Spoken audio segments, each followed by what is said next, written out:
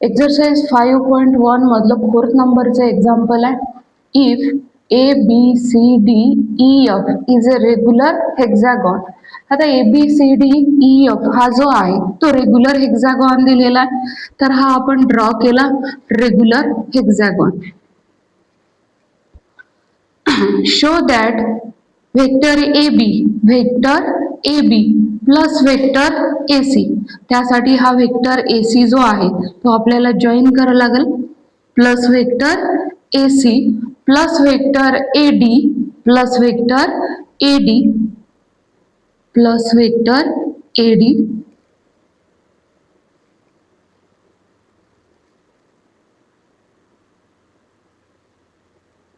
Plus vector A D plus vector A E plus vector A plus vector A F. This is vector A F. तर या व्हेक्टरची addition equals to 6 times vector A O हे आपल्याला show करायचं आहे इथे. Where O is centre of the hexagon. आता हेक्झॅगॉनचं जे सेंटर आहे ते ओ आहे असं म्हणत आहे. हेक्झॅगॉनचं सेंटर फाइंड आउट करण्यासाठी हा जो काही डायगोनल आहे या डायगोनलचा जो मिड पॉइंट असेल त्याला म्हणू आपण सेंटर ऑफ दी हेक्झॅगॉन. तर हा घेतला आपण ओ. ओ सेंटर असल्याच्याने जो काही व्हेक्टर ए डी आहे त्याचे 2 इक्वल पार्ट होतील. Vector A O equals to vector O D equals to काय राहणार आहे half of vector A D राहील. मग आपण असंही म्हणू शकतो व्हेक्टर ए डी जो आहे तो व्हेक्टर ए ओ च्या 2 टाइम्स असेल. व्हेक्टर ए डी जो आहे तो व्हेक्टर ए ओ च्या 2 टाइम्स राहणार आहे. व्हेक्टर ए डी ची व्हॅल्यू व्हेक्टर ए ओ च्या 2 टाइम्स आपण घेऊ शकतो. आता जी काही दिलेली टर्म आहे ती जर शोधात करायची असेल तर त्या टर्मची लेफ्ट हँड साइड त्यांनी दिलेली आहे vector A B plus vector A C plus vector A D plus vector A E plus vector A F. तर आता इथे या व्हेक्टर्स मध्ये एक व्हेक्टर जो आहे तो ए डी आलेला आहे. आपल्याला बाकीचे जे उरलेले 4 व्हेक्टर्स आहेत त्यांना व्हेक्टर ए डी मध्ये कन्वर्ट करावं लागेल आणि नंतर व्हेक्टर ए डी जो आहे त्याचे व्हेक्टर ए डी जो आहे तो 2 टाइम्स ऑफ व्हेक्टर ए ओ आहे. तर त्यांना आपल्याला नंतर कन्वर्ट करता येईल. मग आता firstly A, B, C, D, E, F is a regular hexagon. So, therefore, the opposite sides pair are congruent, or we can say that the vector along the opposite sides are equal.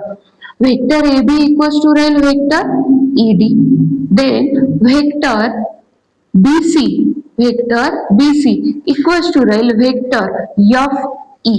And vector C D equals to असेल vector A F.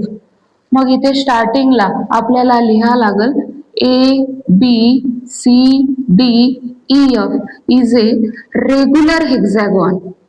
Regular hexagon. Regular hexagon. therefore इथे राहील vector A B equals to vector E D. Vector B C equals to असेल vector E F. Vector F E. Vector C D equals to राहील vector A F. Vector A F.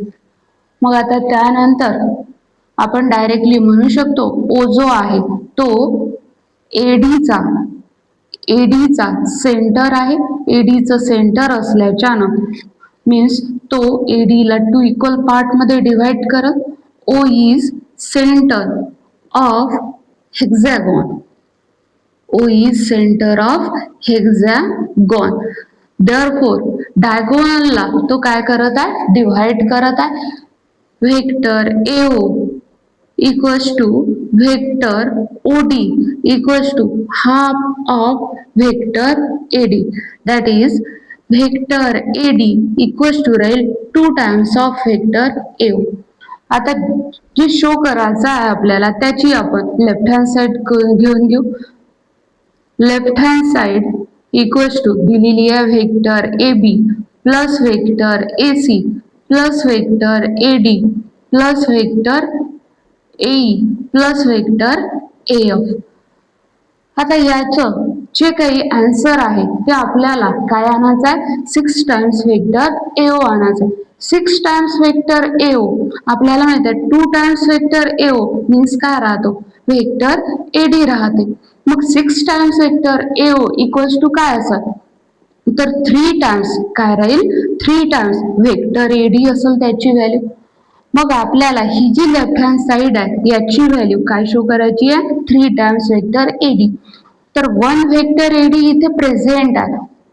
Remaining जे काही 4 vectors आहेत त्यांना आपल्याला convert करायचं आहे 2 times vector AD मध्ये. मग आता इथे पहा लागल की वेक्टर AB जो आहे यामध्ये या 3 पैकी कुठला वेक्टर ऍड केला म्हणजेच वेक्टर AD मिळेल. तर त्यासाठी आपल्याला triangle law of vector addition इथे पहा लागेल. पहा आता इथे AD वेक्टर हा आपल्याला मिळाला पाहिजे. हा ट्रायंगल आहे ACD. ACD हा जो काही ट्रायंगल आहे या ट्रायंगल मध्ये triangle law of vector addition जर आपण अप्लाय केला तर vector AC plus vector CD equals to काय राहील, वेक्टर AD राहील.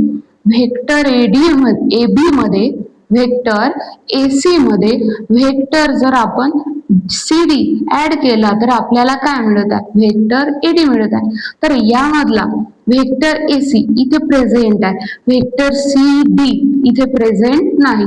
मग CD चा जो काही अपोजिट साइड आहे ती म्हणजे कोणती, AF.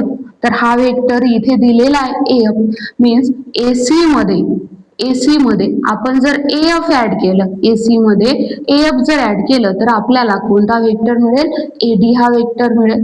मग इथे आपण असं लिहू शकतो vector AC plus vector AF या 2 ची addition vector AC plus vector AF केलं तर काय येणार आहे, AD येणार आहे इथे. त्यानंतर प्लस मध्ये राहील वेक्टर AD प्लस मध्ये. आता जे काही राहिलेले 2 वेक्टर्स आहे ऑब्विसली त्यांची जी काही ऍडिशन आहे ती ऍडिशन वेक्टर AD येणार आहे. पहा कशी येईल, तर वेक्टर AB. आता जी काही वेक्टर AB आहे हिच्याशी कॉन्ग्रुएंट असणारी रेग्युलर हेक्सागॉनची साइड कोणती आहे, ED आहे. मग पहा येथे AD येणारा जो ट्रायंगल आहे अनादर ट्रायंगल तो कोणता आहे, AED या ट्रायंगल मध्ये by triangle law of vector addition काय होईल, vector AE plus vector ED equals to राहील वेक्टर AD. मग वेक्टर AE मध्ये आपण वेक्टर ED ऍड करत आहोत म्हणजेच कोणता वेक्टर ऍड करत आहोत, AB ऍड करत आहोत. AE मध्ये वेक्टर AB जर ऍड केला, AE मध्ये वेक्टर AB जर ऍड केला तर इथे काय मिळत आहे, vector AD by triangle law of vector addition होईल. तर याला इक्वल्स टू मध्ये आपण लिहू शकतो vector AC plus vector AC. आता जो काही ट्रायंगल लॉ आहे त्या ट्रायंगल लॉ नुसार इथे आपण आपल्या व्हॅल्यूज ज्या आहे त्या पुटअप करू शकतो. वेक्टर AC मध्ये ऍड काय करावं लागेल, वेक्टर CD. AF चा जो काही इक्वल वेक्टर आहे तो म्हणजेच कोणता आहे, CD आहे. Vector AF plus vector CD plus मध्ये राहील वेक्टर AD प्लस त्यानंतर जो AB वेक्टर आहे त्याचा कॉन्ग्रुएंट वेक्टर काय आहे, ED.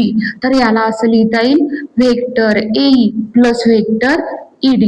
तर या इक्वेशन जे आहे ते आपल्याला देऊन देता येईल इक्वेशन 1 आणि इथे जे काही आपण घेतलेलं आहे त्याचं रिझन लिहिता येईल from equation first equals to या 2 वेक्टरची ऍडिशन काय येणार आहे, vector AD plus vector AD plus vector AD equals to राहील 3 टाइम्स वेक्टर AD.